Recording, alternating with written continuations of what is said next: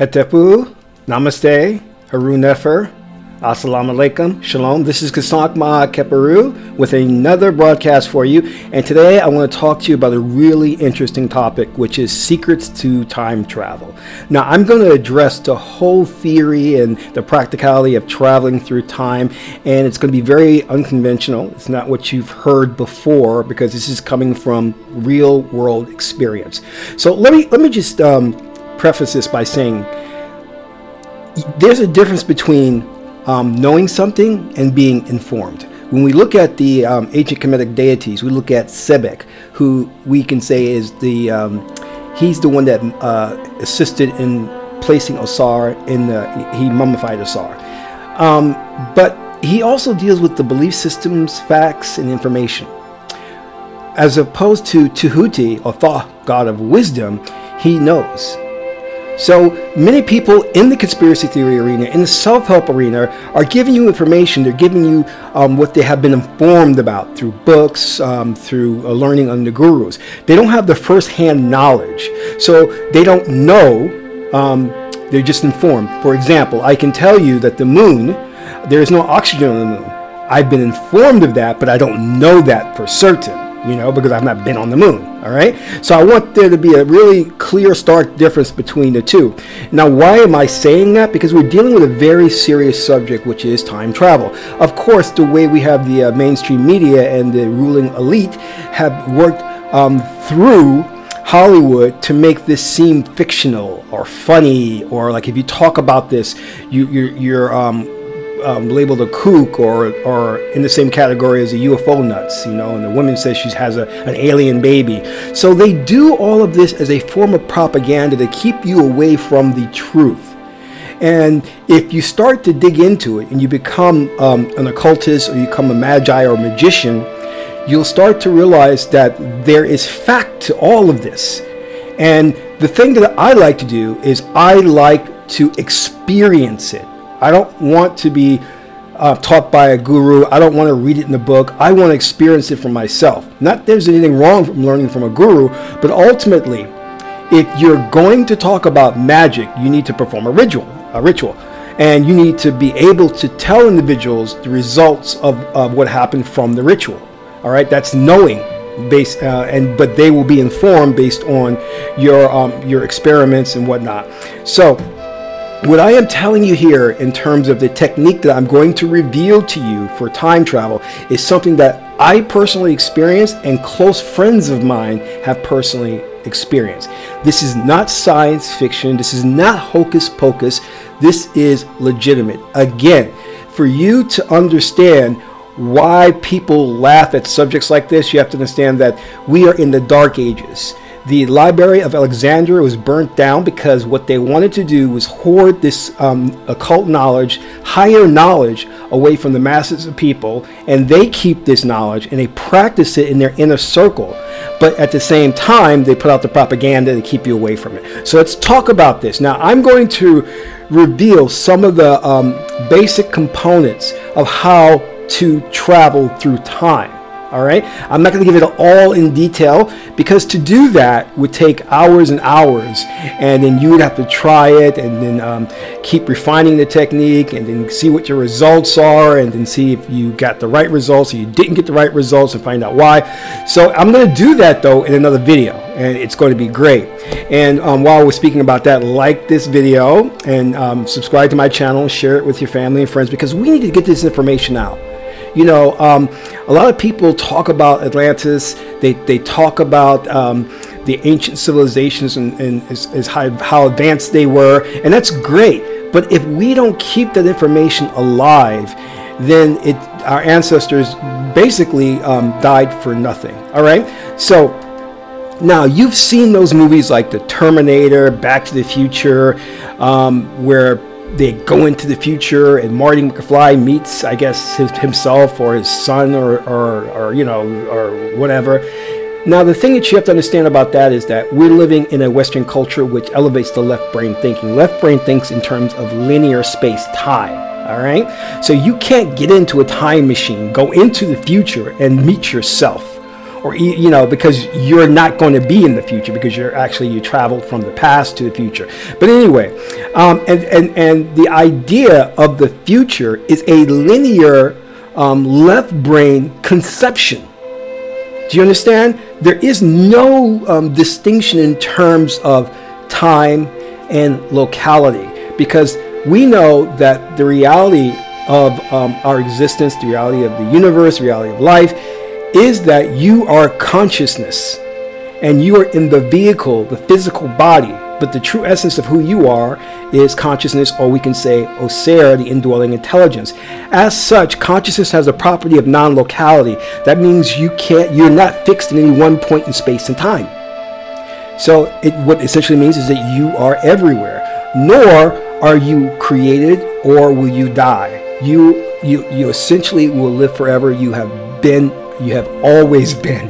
There was no beginning for you, and there's not going to be any end for you. And I don't have time to go into the exact science and why that is, but trust me. So when we talk about mankind or womankind, we have to think in terms of not the physical vehicle. Like we may say that, we can trace our lineage to the first woman in Africa. Her name was Lucy, or Degnish, the African name. But that's the physical body. Consciousness of who you are goes back millions and millions of years prior to that. All right? And you called yourself into being because there was a need for you, because Ma tells us there's a form-function relationship between all things in the universe, especially on here, Geb, the earth, because you wouldn't be here if there wasn't a need for you to be here, because there's an intelligence, again, which is you, that calls things into being so that the pieces can support the whole. Now, we are dealing with a bunch of scholars and really so-called brilliant men, but they are brilliant in the left brain perspective. But what happens when you trap in that left brain? Everything you see and do is always from that left brain perspective. So when they talk about time travel, it's going to be from the present to the future, from the future to the past, the present to the past, and it's always going to be defined by these points in time. Well, I'm here to tell you that the only thing that truly exists, because all the physicists will say that time, they're still trying to figure out what it is. We know that time is a construct, it's a concept.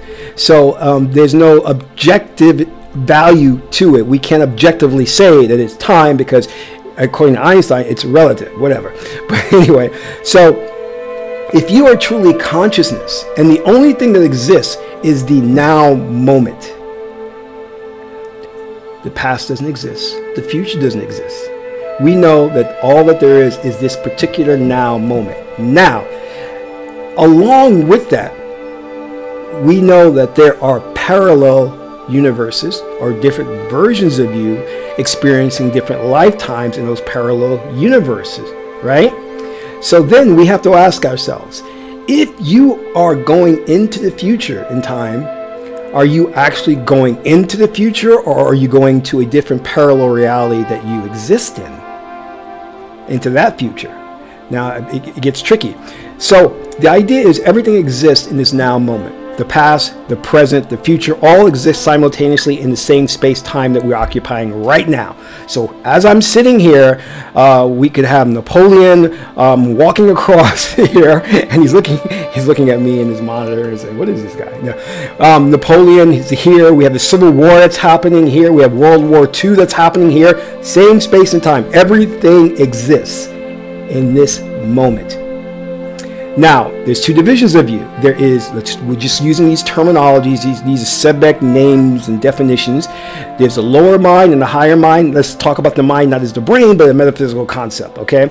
So the lower mind sees things in the immediate, subject to space, time, linear space-time, which is left brain. The higher mind, the right brain, or nonlinear space-time, sees everything, experiences everything at once. So when you have scientists who are writing, or even these Hollywood script writers who are writing these stories of the Terminator goes into the future and he gets into a time machine, he goes into the future, and then he has to kill Sarah Connor and all of this, that's a left brain concoction. as the same as time is a left brain concoction. And that's not how it works. That's not how reality works. Guys, I'm talking about how things are and not the media BS propaganda they're putting out. Now, is time travel possible? Yes. Time travel is possible without a time machine. You don't need a time machine to go into the future. Our ancestors who built the pyramids, who were the first pioneers of the battery, the light bulb, and all electricity, all this other stuff, sound waves that can levitate large stones, they traveled because they knew that if you tap into the right brain, then the right brain is where you get into nonlinear space-time. Therefore, you're not located in one point or fixed point in space and time, and you're everywhere. Okay? Because you are essentially God-man, God-woman. You are God, not in quantity, but in quality. All right? So you possess the same powers as God. And we have known that certain gurus and people practicing certain types of meditation have gone deep, deep, deep into meditation and have actually traveled in the past to re-experience certain things and come back with definitive information that has been validated on that time period. So the idea of needing to build a time machine to travel to the future or the past is ridiculousness. But they won't tell you that because the ruling elite that's in control have taken all the occult knowledge and wisdom, and when I say occult, that's not a bad thing, or the pagan knowledge and wisdom, they have taken that and used that high science or high knowledge, or what they call is the Egyptian mystical system, and now they're using it for their own benefit to control the planet and to see the future and to plot things out to control humanity and the direction that humanity is going. So, put it to you this way. So, I started out talking about that, right? And there was actually, you know what was interesting? There was actually a TV show called Time Tracks, and that was one of my favorite shows where this guy who was a police officer, a police officer from the future, who traveled back in time to get these criminals who went back in time as well. So he had to track all these criminals down in the past and take them to the future and lock them up again. You know, and one of his powers were he can slow down time using his mind. And I thought that was so fascinating. And I was like, wow. And I guess in that world, the scriptwriter had created, it was like this really, I guess, plausible thing that everybody would learn in the future to do and things of that nature. So now, I talked about the whole idea that you don't need a time machine to travel into the future, okay? And that when the one thing that we can get caught up in is the language we speak, because our ancestors didn't use the same words and terms that I'm using now to communicate with you, but I have to use certain terminology to facilitate this conversation, even though I don't think it's accurate. You know what I mean? So when I say travel to, that's still a linear left brain concept, because if you think about it, you're not traveling anywhere because everything is one.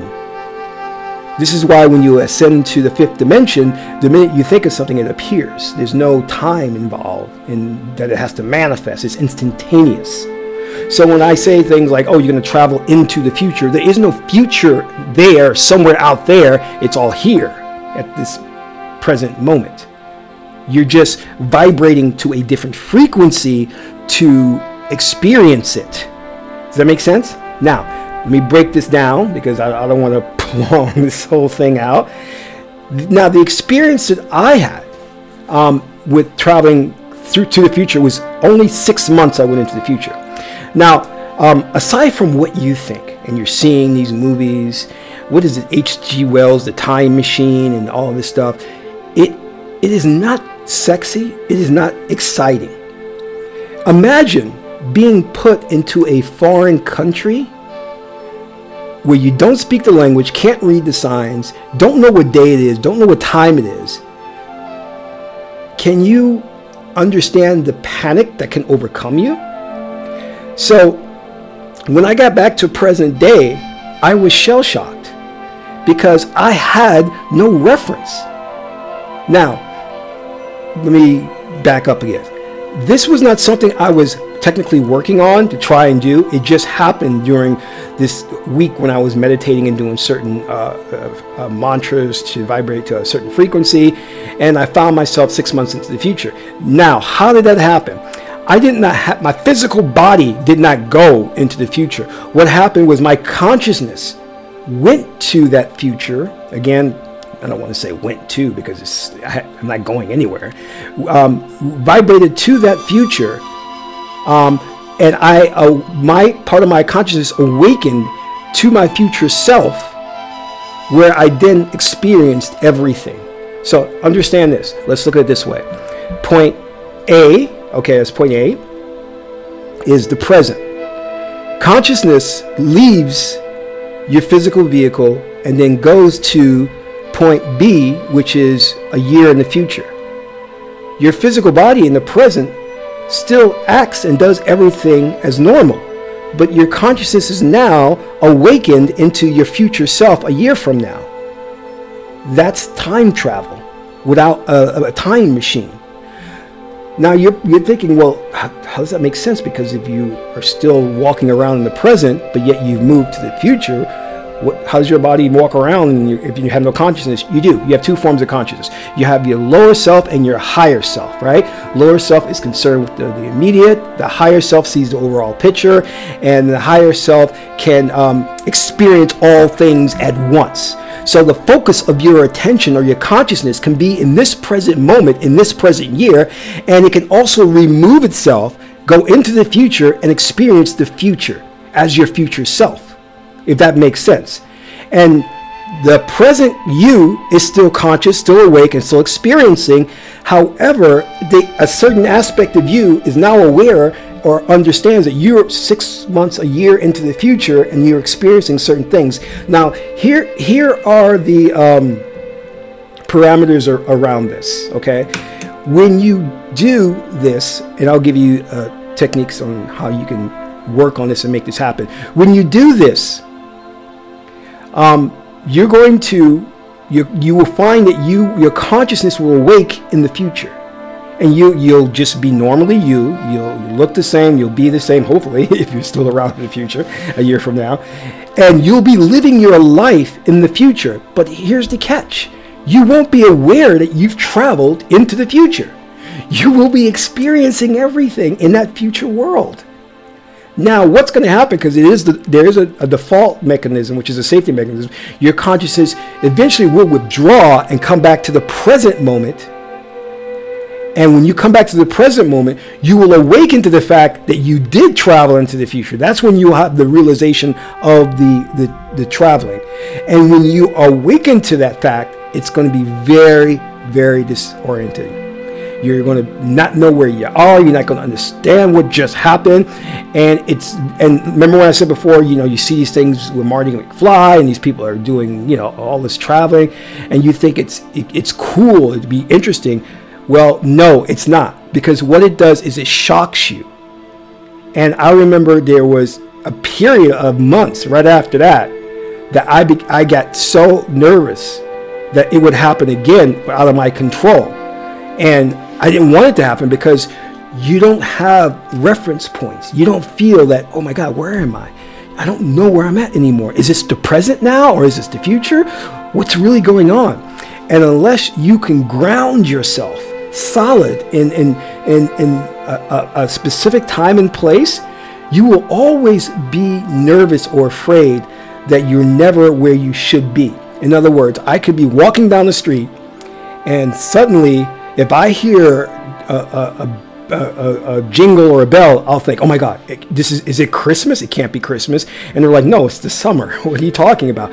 But that's kind of like that shell shock, because you can travel into that future where it could be Christmas, where it could be July 4th, and you'll be experiencing those things and not realize you're in the future until consciousness withdraws back to the present, and then you'll be like, wait a minute, it was July 4th. I just remember seeing fireworks. And your friend will say, no, it's December 24th, Christmas Eve. And you'll be like, I know I was watching the fireworks on July 4th. What is going on? And that's when you will feel the shell shock and things will be just, you're like, oh my God, I just don't know what's going on. So this is and I want to just really instill that in your mind, so you don't think that everything's cool and fun, and that when you're on this spiritual journey, the things that you'll discover, the things that you'll do, be so uplifting, and you'll just experience total utter peace. And no, it's not like that. I'm sorry. Sometimes things can be very, very upsetting. The same thing is when I teach about how to manipulate reality. When people really learn the fact that everything they see around them isn't real and that it can change, they get frightened. And I totally get that, because then you start to question, well, what is real? I don't understand what is real. And this is because you were grown up, and you were nurtured in an environment that lied to you all the time. And this is what the society is constructed to do: give you false information about the nature of reality, give you false information about your true power. You have the power to travel through time-space, but they will never let you know that. In fact, they'll just keep making the movies about, you got to build a time machine. The time machine has to have this and very advanced and all this energy to propel you into the future. No. There are many powers that we have yet to explore. This is real, ladies and gentlemen. This is the knowledge and wisdom our ancestors left for us.